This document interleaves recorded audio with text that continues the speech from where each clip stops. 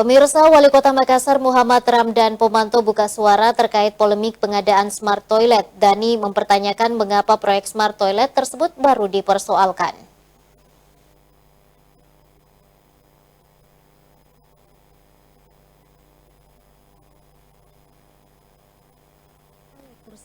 Sebab saat proyek itu digagas beberapa tahun lalu, dirinya sedang cuti sehingga tidak tahu menahu soal pembangunan Smart Toilet. Bahkan ia menyebut proyek Smart Toilet bukan merupakan program strategis miliknya dan tidak memasukkan ke dalam RPJMD.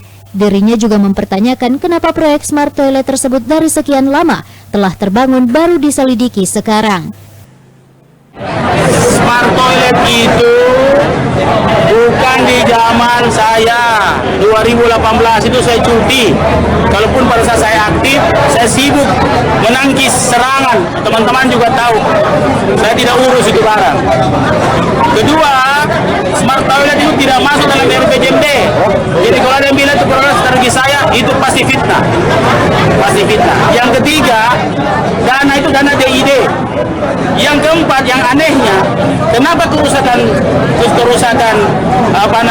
toilet ini yang sudah sekian lama, kan setelah Smart Toilet selesai kan saya tidak jadi wali kota 2 tahun.